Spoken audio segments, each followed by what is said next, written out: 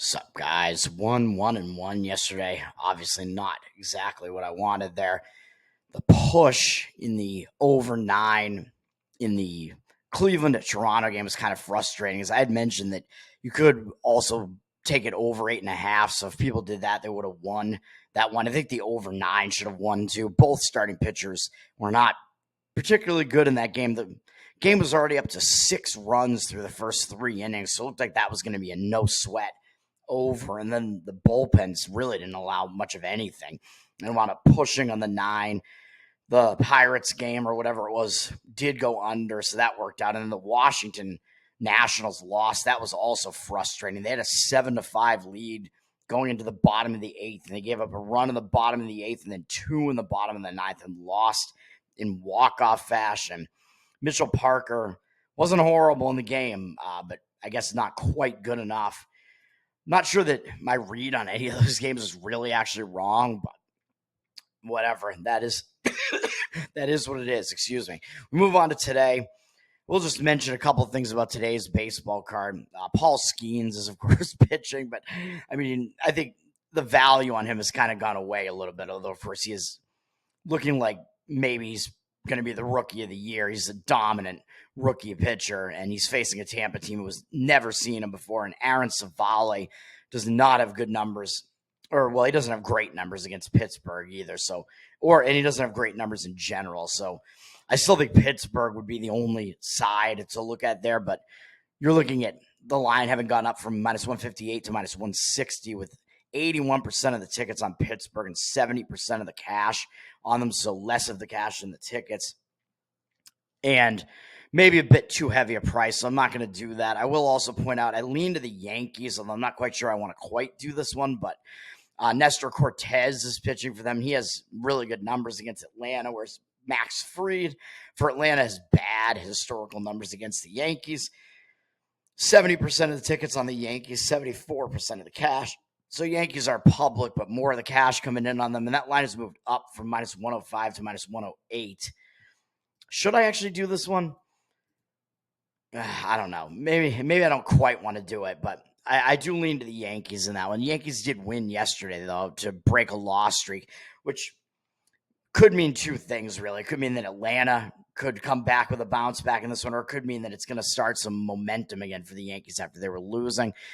Max Scherzer's pitching for Texas today. He is making his season debut. He is back. I don't know which way I would go in that one, really, to be honest. He's up against Kansas City. Scherzer, it depends on what you think you expect with him coming back. I don't know if he's going to be on some sort of pitch count or if they're really just going to unleash him. That game's a little bit hard to read for me, so I don't really want to quite come in and do it. But, I mean, he still pitched pretty well last year, even though he's almost 40 years old now. His numbers against Kansas City's hitters who have seen him before are actually not very good, though. And Alec Marsh pitching for Kansas City is a guy who Texas's lineup hasn't really seen very much at all. So that could be a case where you might want to look to go against Texas, actually, there. Texas is down from minus 169 to minus 147. 63% of the tickets are on the other side on Kansas City, but 73% of the cash on Kansas City. I think the reason for the public tickets are just the public is probably coming in and taking Kansas City because they have the better record. And maybe not realizing that Scherzer is pitching because they might want to be on him if they knew that, because, of course, he's probably going to be like a Hall of Fame pitcher eventually. But in this particular matchup, Scherzer with the bad numbers against Kansas City, Marsh being pretty unfamiliar with Texas, and the market looking like a pretty strong read actually on the Kansas City side. I would probably look to go Kansas City there. My two actual plays are both going to be on totals. They're both going to be on unders. You know, it's my bread and butter. One, I'm going against what I see in the market, and the other, I'm going with it. The one I'm going against the market is going to be this afternoon, Chicago White Sox and Detroit Tigers. I'm going under this one. This line looks like it came out 8.5 juice to the under at minus 125. It's up to 8.5 juice to the over minus 120. This thing might hit 9, to be honest. And if it does, I mean, I think that's just, you get more value on the under, obviously, if you want to do that. Right now it's at 8.5. You can get under 8.5 at even money, which I don't think is that bad either. This is a situation where I think the starting pitching matchup actually is conducive to it. I mean, this has been a low-scoring series so far, so that would give me a little bit of pause, really, because it's like, well, doesn't that mean the books are going to be lining these games lower because of that? But it doesn't look like they really are here. If this line is moving up in the direction of 9, I don't really think that that's actually too low here, even though we've seen a 3-run game and a 6-run game in the series so far. Yesterday's game was a 6-run game. Both bullpens got used a little bit, but I think they're still intact enough that we can do this. We also had a Vest for the Tigers, only threw 8 pitches. So I guess maybe it's possible he'd be used again. A couple of the pitchers the Tigers use aren't really that good. The White Sox use a couple of their guys who I kind of consider to be longer relief guys. Their bullpen isn't even really that good anyway. But a lot of this has to do with the starting pitching matchup as well. So I don't think the bullpens are enough to say that we shouldn't take the under here. And then look at the starting pitching. We might be getting a little bit of value on the under as well, because I think Jonathan Cannon for the White Sox is actually maybe still being undervalued a little bit.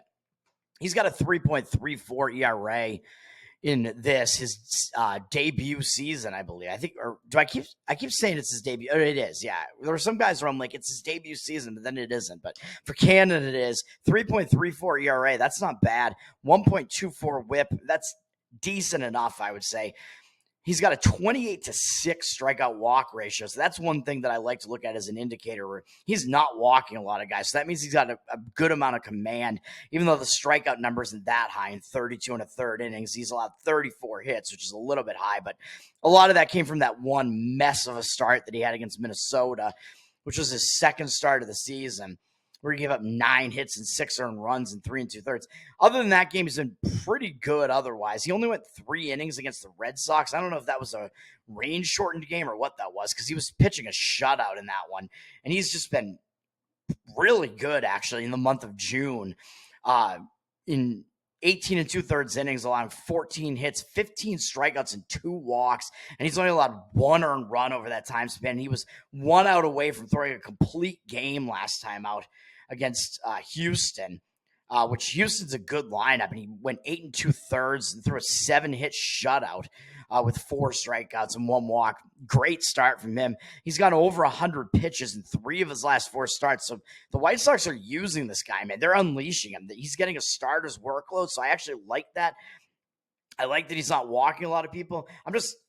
Maybe the slight concern would be that maybe you think he's going to regress a little bit after such a good outing against Houston, but he had a good outing against Seattle the game before then, threw over 100 pitches, and he came out and did it again. So I think Cannon might actually be being undervalued a little bit here, man. He's not that bad. And then, of course, Detroit actually has never seen him before because he is a rookie. So that might give him a little bit of an edge early on, too, with these hitters. I always say it. These hitters have not seen him before. And this is going to be the case with both unders I'm taking today, involve one starter who hasn't been seen by the other opposing hitters. So I think that's an advantage to the pitcher early on. If it's a good or decent young pitcher, these opposing hitters aren't familiar with him and they might not know what to expect. And then on the other side, Reese Olson for the Tigers, I still think he's good, and that this is the fact that he's starting is good for an under, even though he's 1-8 on the season. He's just not getting run support, man. 3.39 ERA is of course good. 1.23 WHIP isn't that bad. He started struggling recently. In the month of June, he really was getting lit up a little bit over the course of a few starts against the Red Sox, Milwaukee, and Washington, but none of those offenses are really that bad. The Milwaukee start was the one that was really, really bad. But after that, he's coming off a good start against the Braves, and you could take that 2 ways, I guess. You could think that maybe he's going to have a letdown again coming off of that, or you could think, well, maybe he'll actually, maybe that's going to start some momentum for him, even though it does scare me that he did throw 100 pitches, but he's been kind of almost throwing 100 pitches in most of his starts. So I don't think that worries me that much, even though it was a good 6-inning shutout over Atlanta. I think that maybe that'll help him get some confidence back after he had a few bad starts in a row, because he was pitching really well before that. And his numbers on the season, not bad. 72 hits allowed in 77 innings, only 69 strikeouts. He's not a huge strikeout guy. And 23 walks is a little bit high, but in the month of June, he also has a 22-4 strikeout walk ratio and 20 2/3 innings. So as many hits as he's allowed and runs as he's allowed this month, the walk number has gone way down. Or the walk number has gone down, not way down, but down. because it was never really that high, but the walk number's been low in this month, and the strikeout number hasn't been that bad. So I like Olson there. And then looking at his numbers against the White Sox, I mean, this is not a dangerous White Sox lineup, and they have not been good against Olson when they've faced him. Only 3 for 26 lifetime off him with a double. No other extra base hits, no RBIs, 5-1 strikeout walk ratio, and extremely low 115 batting average and 302 OPS. So Olson has done well against the White Sox. So I'm going to take that one under and go against what we're seeing in the market there. I think Cannon probably being undervalued a little bit, and maybe Reese Olson with his recent struggles is also being undervalued. But that matchup, I mean, I don't know how concerned you need to be about those two offenses either. And you're probably going to kind of need both offenses to get involved to actually shoot that thing over the total. And I'm not sure that that's going to be the case there. The other under I'm going to be on is in agreement with the market, which is going to be the, let me see, what was I going to, I forget which game it was now. Which game is it? It is, I just lost my place. What was I doing? The other under is going to be in Milwaukee, San Diego. So this one looks like it started out or it opened 8. Excuse me. The total opened 8 juice to the over minus 115. It's now 8 juice to the under at minus 120. It looks like that's basically what you have to do. You can get under 8 minus 115 on this one right now, or you can get under 7.5 at even money. 7 is a key number, so I don't mind that either because 8 isn't as key a number. 7 in baseball, 7 and 9 are the keyest numbers because when you have a 3-3 or 4-4 tie, that one extra run is what breaks the tie. So either one of those I think is fine. I like going with the under in this one. Although we do see that San Diego, and I should say in the market, we have 53% of the tickets on the over, but 90% of the cash on the under. So I think we see some strong market indicators on the under with the line having moved to the under, the amount of tickets overall slightly being on the over, but we see reverse line movement, basically with the line actually moving down towards the under and the money actually coming in on that side as well on the under. Looking at yesterday's game, it worries me a little bit the fact that the